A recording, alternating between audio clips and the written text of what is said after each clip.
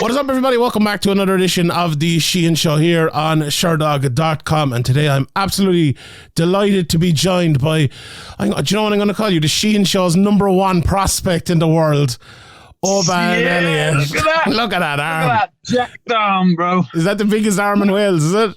Yes. What's happening? I love it. Not much now. Oh, and you have the Dana White Contender Series coming up. The last time we were talking, we had a very kind of introspective kind of chat, and you were talking about maybe, you know, not necessarily it could be your last fight, but like not too far away from that. You know, it was tough to keep going and tough to keep fighting, but now you have the biggest opportunity you've ever had right in front of you. It's a massive turnaround in not too long, isn't it? Well, I mean, exactly. Well, I guess last time, like, well, it's still the same, but now I've got like, I don't know, the money's a lot closer now, you know what I mean? And let's not get it confused, right? Like, this game is a prize fighting business. Of course we do it for free when we're younger and that, but I'm a fully grown man. And I'm fighting fucking world-class boys, and I have done since for years now, for peanuts. And the last couple of Cage Warriors fights, I'm on a pretty good screw. Well, was on a pretty good screw with them for Cage Warriors standards. But now I'm like, I'm 1 15-minute fight away from having a UFC contract, and that's where the money starts coming in. So yeah, it's as we said last time. Like, I was happy just working my job full time, kind of fucking getting by like that, and hoping I was going to get like my break. And now I've got, you know, and before you know it, a couple of weeks after I beat Sheehan, I get my fucking break. So it's mad how life works, isn't it? What's the situation with the jobs now? Every time we talk, I think it was Nando's first, and then you were working on the railways. And I'm on the railway still now. I'm on the railway still, but fair play, they fucking look after me. Like, everyone's going for me in this. Do you know what I mean? So they're like, if they get a chance to fuck me off, they'll fuck me off, because I know I'm up early in the morning training. Or if they got a chance to, when I say fuck me off, like the way I speak is terrible, isn't it? Fuck me off. Like, if they get a chance to send me home, right? Yeah, I'm sure that'll translate to America for you. Fucking hell, like, what is wrong with me?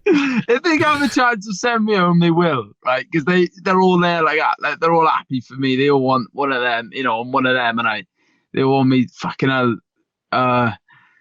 They want me to do well. So if they have a chance to send me home, they send me home. If that's on a day shift or a night shift, they'll look after me. The boys will always. So, and even like the site managers who, you know, whose job is to make sure I'm there working, if they can get me to sit in the van so I can get my head down for a couple of hours, because they know I've got training the next day, they will do that. So I'm very grateful for all them boys, all the railway boys, the Orange Army, as we call ourselves, like top boys.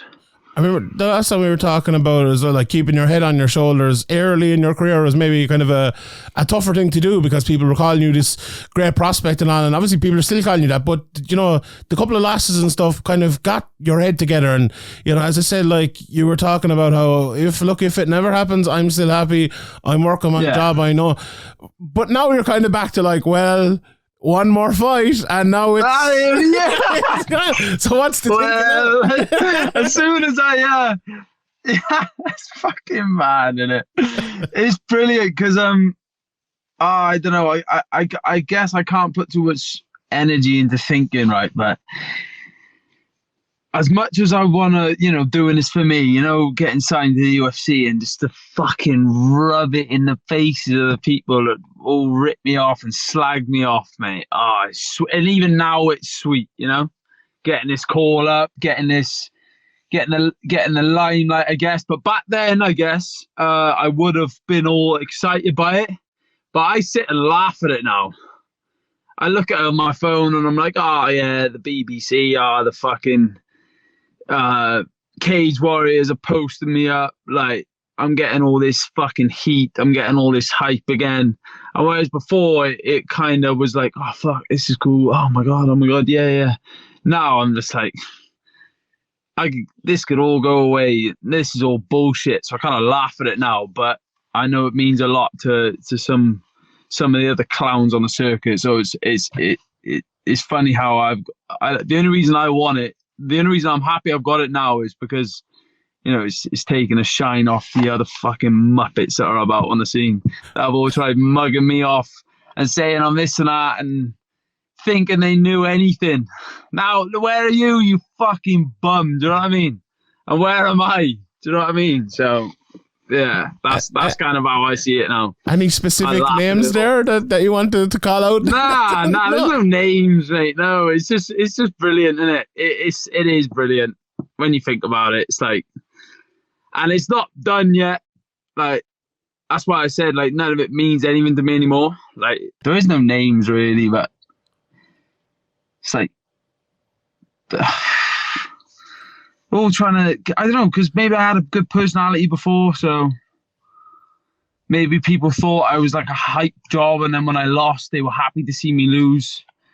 And then they're all riding the dicks of other people, and then now I'm in this position, and then I've got the people who were fucking happy to slag me off, and they think I didn't see all this.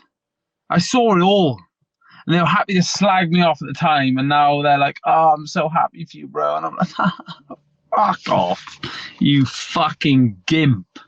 And that's how I feel for most of the fucking of all of it, really. Funny.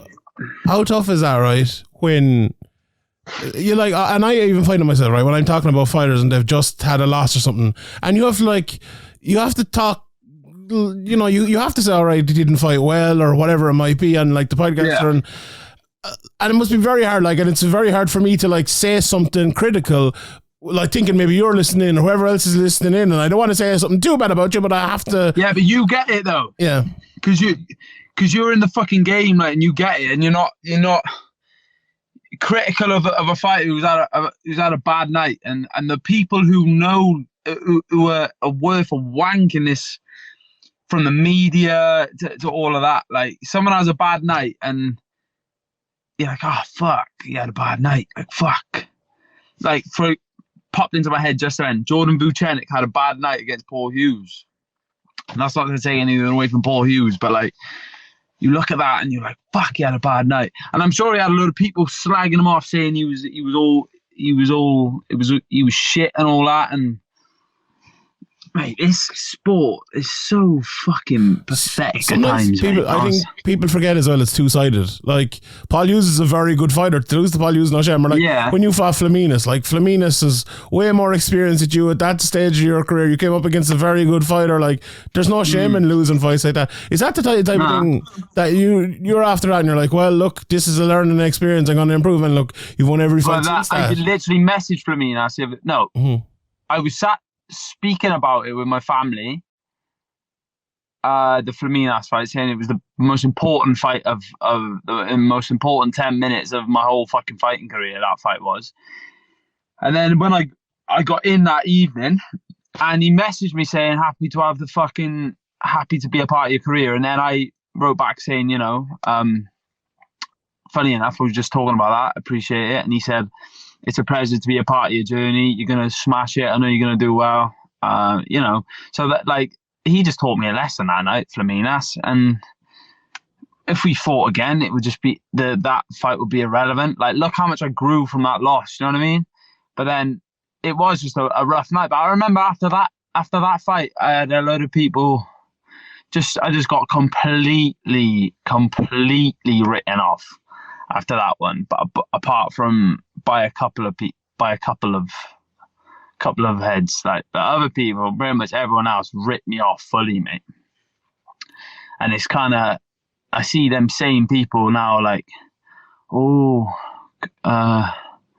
congrats, mate. Fuck off. You just fuck off. I never wanted your pat on the back, and I never wanted you, and I never cared when you were slagging me off. So just I don't know. Since that Fleminas fight, mate, I thank him. So I would never want that loss. I don't care about that loss because that loss has changed me as a man completely. He just twisted this whole perspective on the sport, and I've won 4 on the bounce, and now I'm fighting in the Contender Series, and I'm here. And without that, I wouldn't be as made for the future as I would have been if I never had that loss. I'm like made for the future. It haunts me every time I'm in sparring, when I'm running, when I'm hitting pads, and I have that feeling of like fatigue, and you have that feeling of like panic at times when you're in the gym and that. And I remember feeling that in the fight, and I just carry that through pretty much every day in training. I know that it might seem far-fetched, but because I remember how I was feeling in the fight, and when I yinged, when I now know should have yanged, and I still remember that now. And I kind of, like in the Sheehan fight, just then, oh, fuck, I'm tired here, fuck, all right, pull back. Don't push, because you push, you know what happens if you push. And then it kind of just, so I went a bit off topic there. I always do, don't I? But that's all right. But like, for me, last fight was a good learning curve. And I'll carry that through into this one.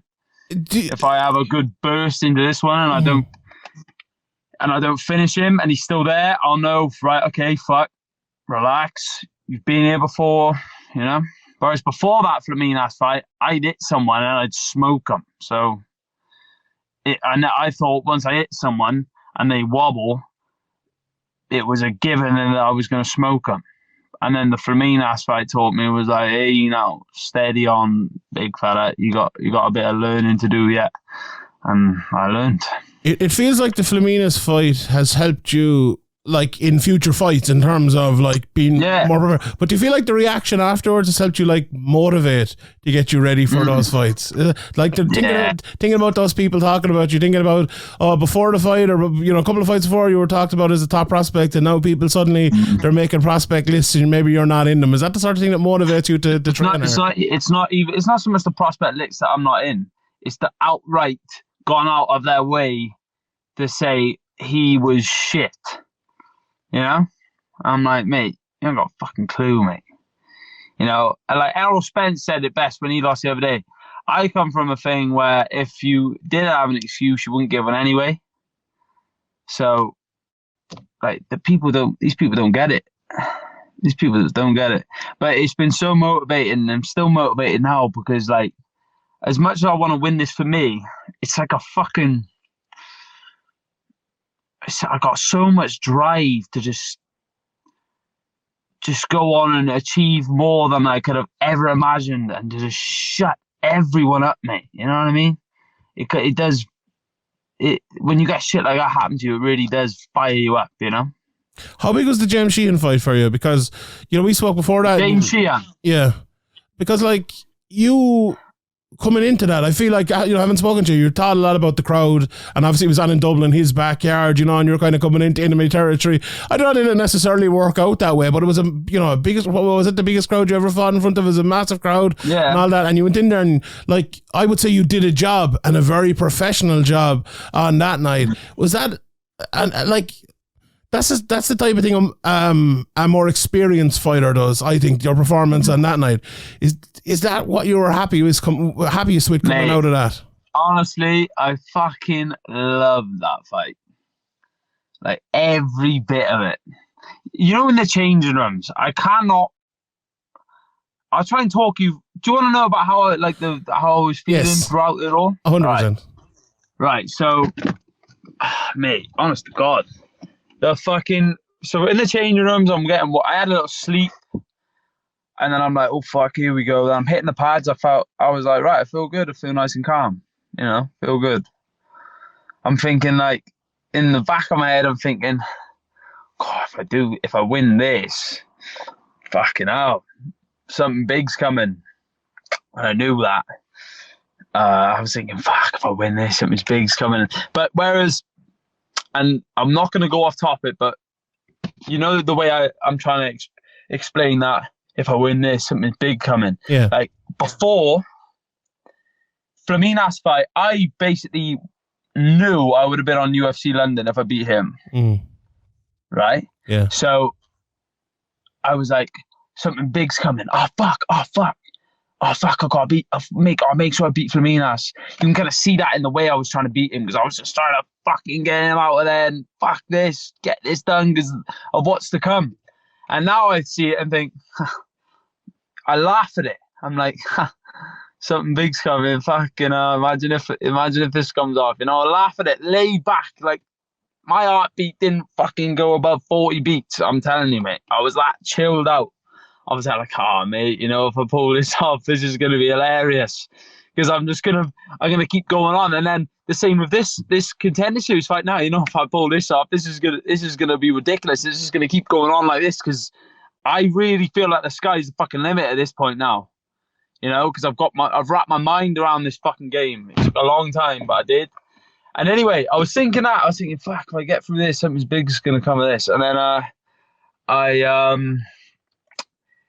was in the holding room, and I heard all the fucking people, and I was like, fuck, it's fucking loud in there. And I was in the holding room, and I was like pissing about. We were like play fighting. We were like play fighting, fucking about. And then we were play fighting again, laughing. And Shaky and Carl were like, I know Shaky said this. He said, I've never been more confident in any fight than all my fucking life. He was like, if we're going to fucking smoke, this is going to be a piece of piss. I'm telling you now. You keep it like this now. This will be a piece of piss. And it literally felt like we were walking into the fucking gym. And we were there pissing about, walking out. And then I was winking at Leon Roberts because I timed the walkout bang on again with the song. And then he's come out, and I was getting booed. And then he come out, and then I seen him. And I don't know if you saw, but I stood in the middle of the cage.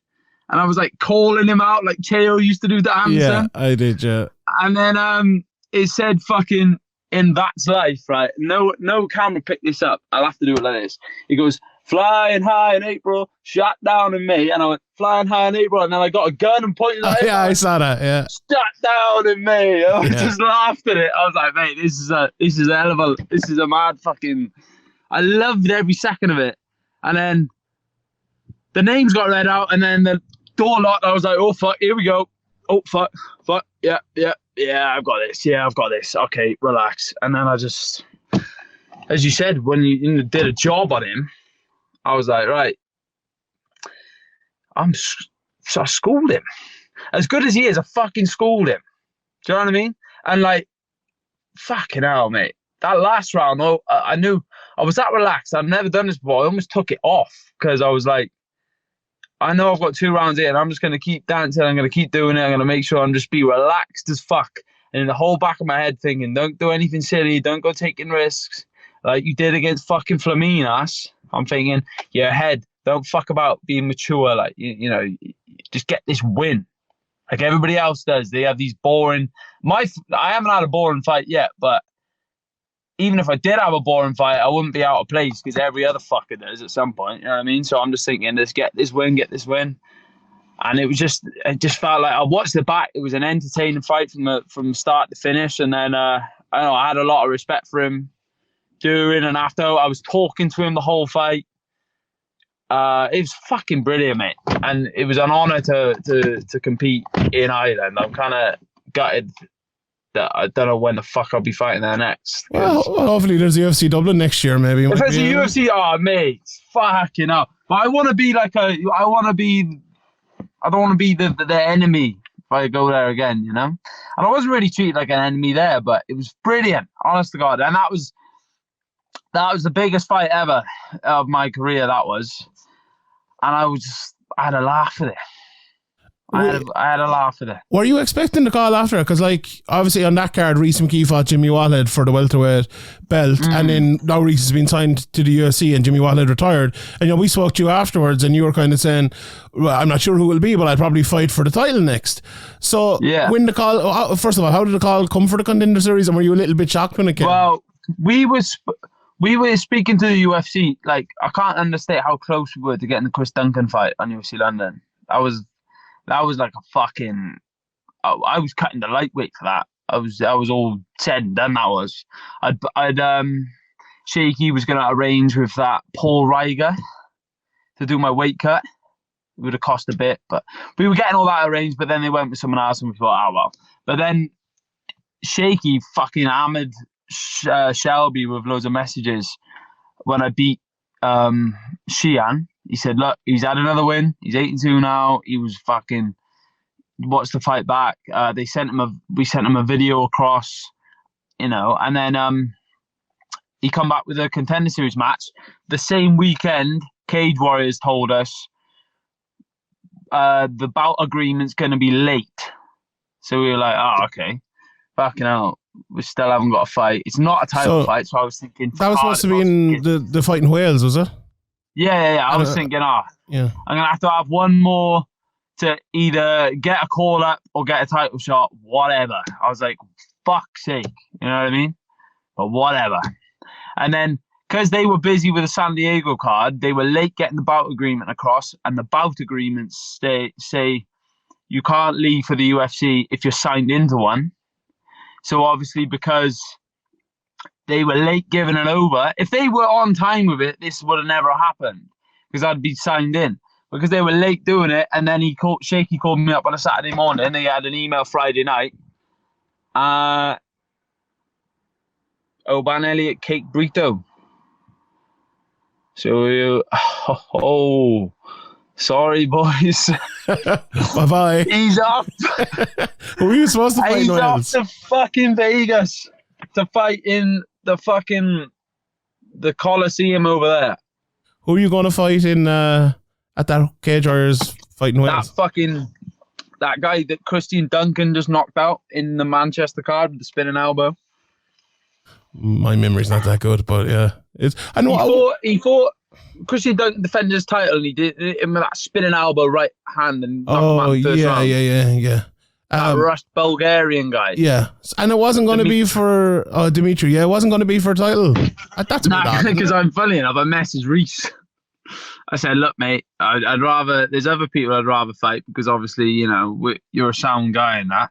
And I wouldn't want to affect your career, and I'm sure you wouldn't really want to affect mine. But what's the crack with the title fight, mate? Because I'm obviously, I did message him that, and he said, "Well, I'm not turning around. If I do fight and don't get a call up, it will be on you. It will be on the Cage Warriors London card." Yeah, because Reese hadn't been signed yet at that stage. Yeah, he hadn't been signed. If he had been signed, it would have been a title fight in Cardiff. That makes sense. Yeah, but because he didn't get signed, I was like, fucking hell. So I fucking messaged him, and then I said, we might have to fight. It's mad how he spoke like that, but I didn't want to fight Reese because there's other people to punch and beat up and send home with half their money and that, Yeah. He sounds fuck. He always has been to me. He's been good as gold to me since we've been acquaintances on the scene. So I won't go out of my way to, knock someone's career back who's as sound as him. But so that's why I messaged him. I was like, look, mate, what are you getting signed to what? Because I need to fight for the title. I know you're not going to turn around and fight me in my backyard. Not that fucking deluded. Yeah, obviously not. He said it's too soon. But if I fight, I'm sure. And then I was like, yeah, well, good luck, blah, blah, blah. And then that's a bit awkward. Anyway. Huh? Yeah, well, if I fight me, or maybe I'll fight you. No, it's not. It's look, mate. It is what it is at that point, isn't it? I get you.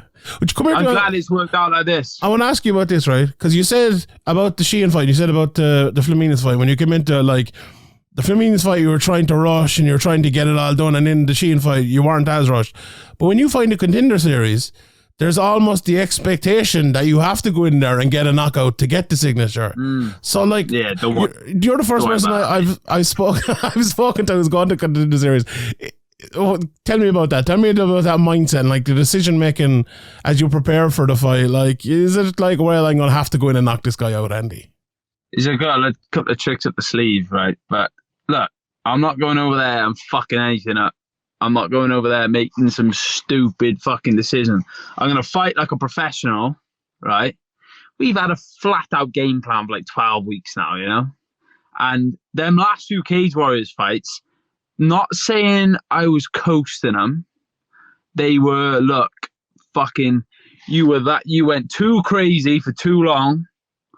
You need to show us that you can fucking point fight for a bit before we can like think, right, okay, you can go the distance, because I never went the distance for fucking years. You can go happy going the distance, you're happy sticking to a game plan, you're happy fucking mixing it up, you're happy fighting really calm, you're happy fighting on the back foot. Yep, okay. Give me a couple of fights where you show maturity. Yep, okay. We've done that. 4-fight streak. Now we let the fucking dog back out. You know what I mean?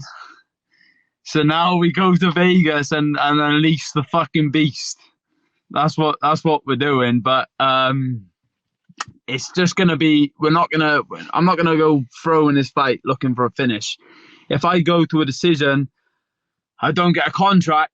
Okay, but at least I didn't lose the fight, because at the end of the day, this is a fight by fight, and I'm not letting some fucking random Brazilian guy beat me up in fucking Las Vegas, mate. I'm gonna beat the shit out of him before that happens. Do you know what I mean? What? So I don't give a fuck about him. I'll be honest. What do you think about him as a fighter? I watched him fight last night. He looks good. Like I don't know. I just get a bit fired up out the blue. And look, yeah, he's a fucking world champion in Oktagon and all that, but don't go thinking just because yeah, he's all right, yeah. But the world champ, but he's never fought anyone like me, and he's never fought anybody on the caliber who I've beat. Has he? You know. Yeah. He hasn't fought in my leagues. Yeah. He's been smoking fucking all sorts of different people with pink hair and sponsors written across their chest and written on their back and on the soles of their fucking feet. Yeah, fair enough. But now he's messing with he's got a hell of a fucking fight on his hands. You know what I mean? I don't see myself as like a prospect. I see myself like a Brock Lesnar type of guy. Not that many fights. But yeah, is he a bit of a gimmick guy? Yeah, is he, does he have the crack online? Is he a threat? People might think of that of me, but then you got this freak of nature looking jacked, ripped, strong, knockout power, fast. You miss a punch against him, he does that in front of you. You know what I mean? That's what he's thinking. Like, he might think I'm a fucking easy fight. He might think I'm a tough fight, but when he's locked in there with me, he's got I'm gonna be like Brock Lesnar on him. You know what I mean? I'm gonna literally try and fucking. We'll see, won't we? We'll see. Them little like fast baby. Like that, what I've seen online so far, from what I've gathered, is it's like you got these Cage Warriors world champions getting all signed up, and then you've got little old Oban Elliott 8-2 getting on the Contender Series. That's kind of what I've gathered from it, but we'll see now, won't we?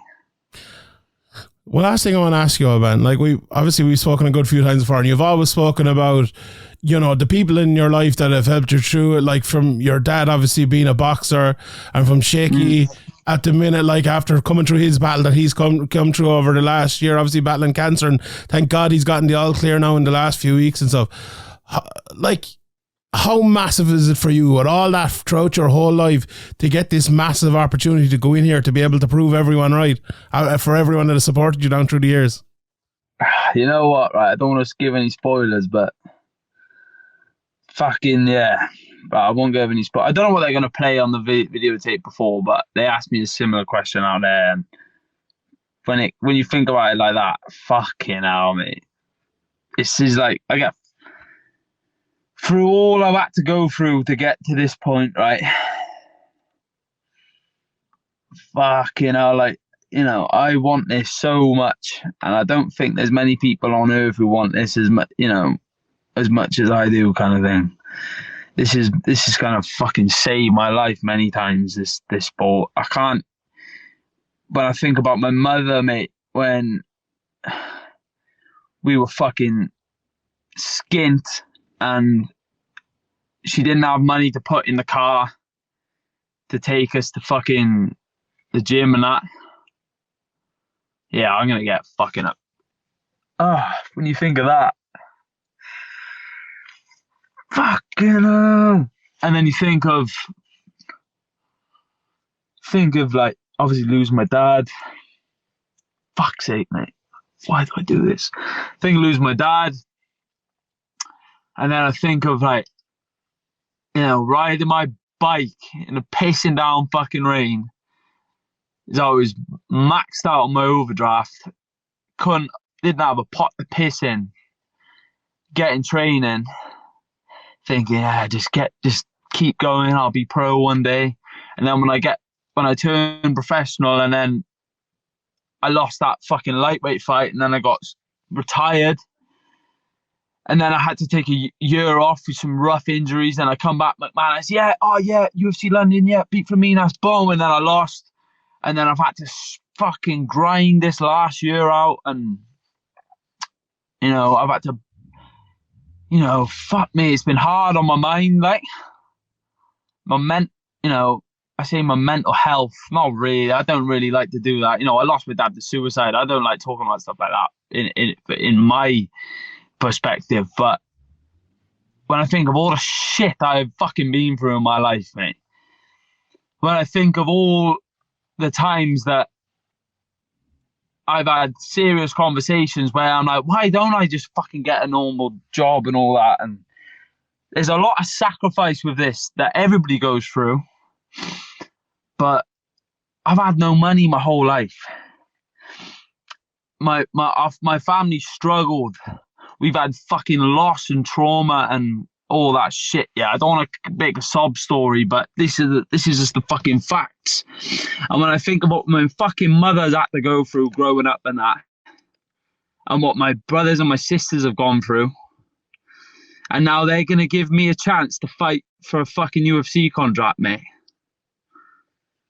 Like, I swear now, he's gonna actually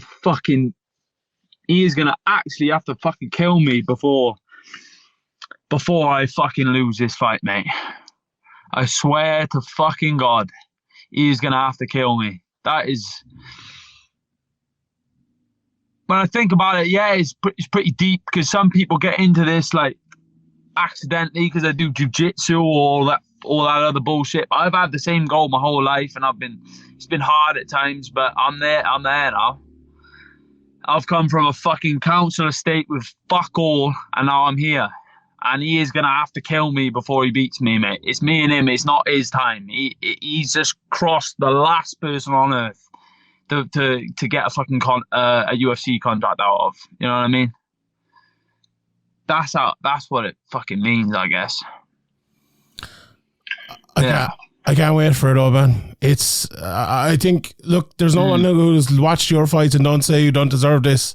As you said, you've grinded for it through tough times in your career and in your life and everything, and to get to this position. And look, I don't want to make a sob story out of it. No, but as you said, it's just the facts, like, it's just the truth, It's just the facts, yeah. Like,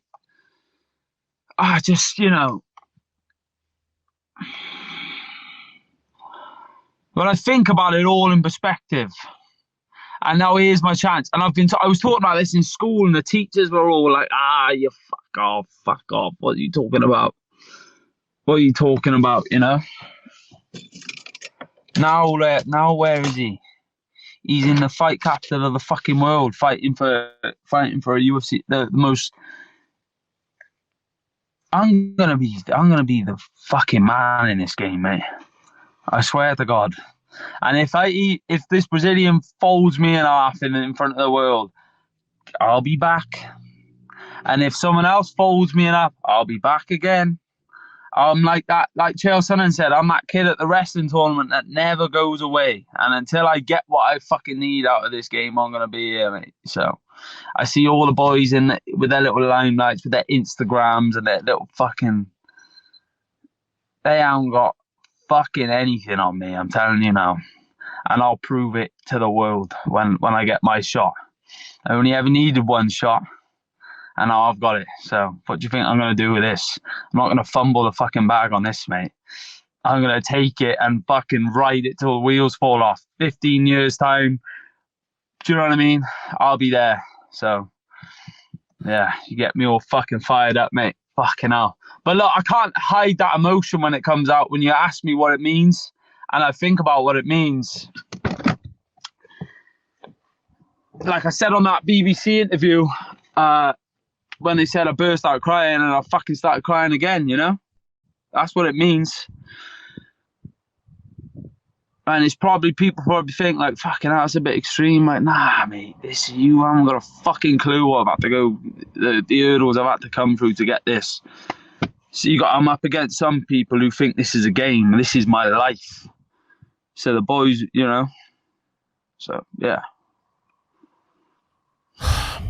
22nd of August. It's not too far away. The biggest fight. But as you said, look, it's the biggest fight of your life, but the biggest fight of your life until the next one comes up, and the next one comes up, and the next one comes up. But it's a massive opportunity, and I'm looking forward to see it. Oban, I appreciate it. Thanks so much for the time. You're always absolutely fantastic with it. And thank you, bro. I know after listening to this, a lot of people will definitely be rooting for you going into that fight, so best of luck. And look, I don't want to sob story, but this is like, I have become Rocky, mate. In my head. I love Rocky, and when he's fucking running up the fucking streets and all the people are, yeah.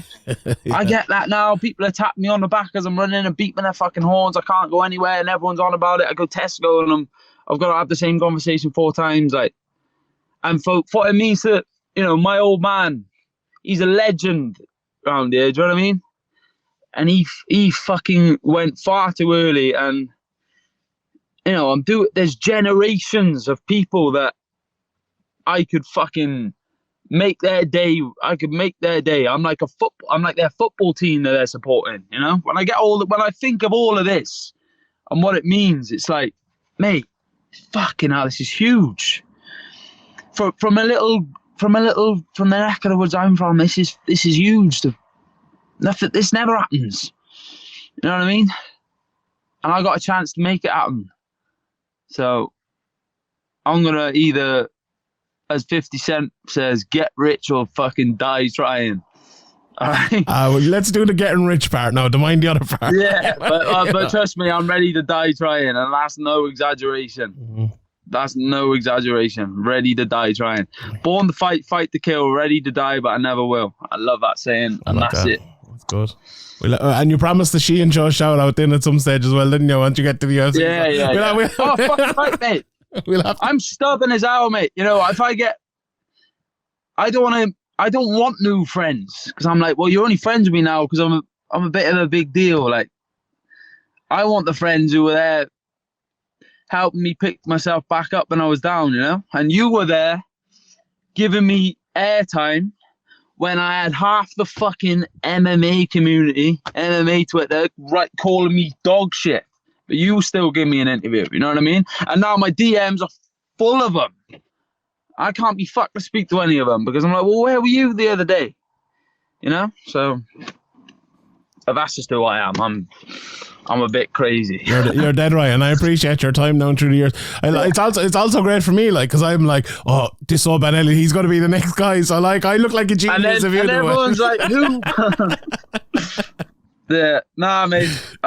Just that's how it means. I'm gonna go and hit pads now, and I'll be hitting them fucking hard. That's after good. That. That's good. All right, thank you. I'll let you go. For reminding me. I appreciate your time, and best of luck on August 22nd. I can't wait to see it. Thanks, bro. Top man.